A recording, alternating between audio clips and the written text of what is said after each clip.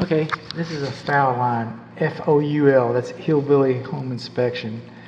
Okay, the edge is supposed to, and, the salespeople and everybody's gonna say, hey, just put some bleach underneath there, and I guess that's okay. I see it a lot. In fact, a lot of manufacturers, even though that's a code, a lot of manufacturers are okay with the foul line if you look at their installation instructions.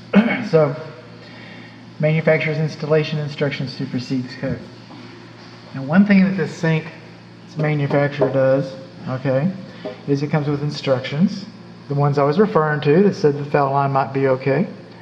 And they tell you how to install the sink. Can you imagine that? And what they do is the sink comes with, and they provide you with clips. Alright? But no, they installed these, see those two drywall screws? That's what's holding your sink up. See those two drywall screws? That's what's holding your sink up. Alright, just put some sticks in there, but just put a couple screws in there, Philip, we're going to the beer store. Oh, Doug, you're the fastest guy in the shop. I know, I'm getting a raise next week. That's how they do it. That's how they do it. But the manufacturer's got different ideas than that. Okay, now the high loop coming for the dishwasher, is supposed to go up to the top of the sink. That high loop isn't quite so high. Our high loop is not quite so high.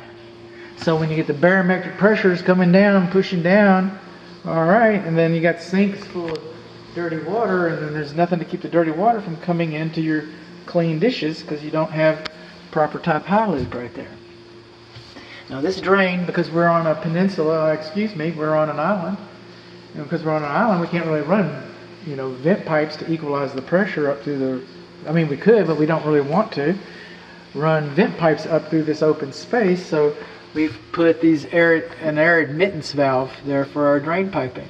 It's a mechanical device, and personally, I've never known one to fail. I'm sure it happens, I'm sure it's happened, I'm sure it will happen, but I've never known one to fail. But if you start getting drainage problems here or odors, then the plumber might have to install a new air admittance valve, or not.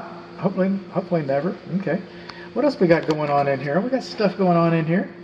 Okay, back to the dishwasher that has the high loop that's not quite so high.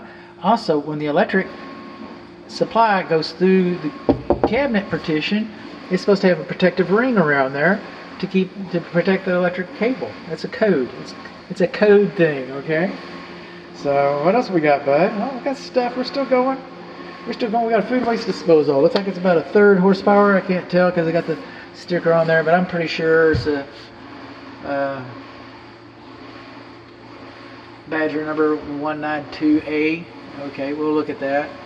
And then code says you shouldn't have a switch for the food waste disposal out of sight from operator disposal. Okay, code says that switch does not belong there. Okay, code says that switch belongs up here somewhere. It could be even that wall as long as it's in sight.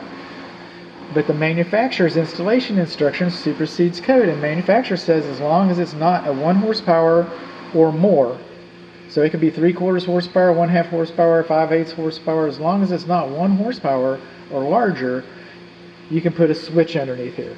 Now the same installation instructions say that switch should not be a rocker switch. The manufacturer says that this switch should have a handle on it, and it should say on and off.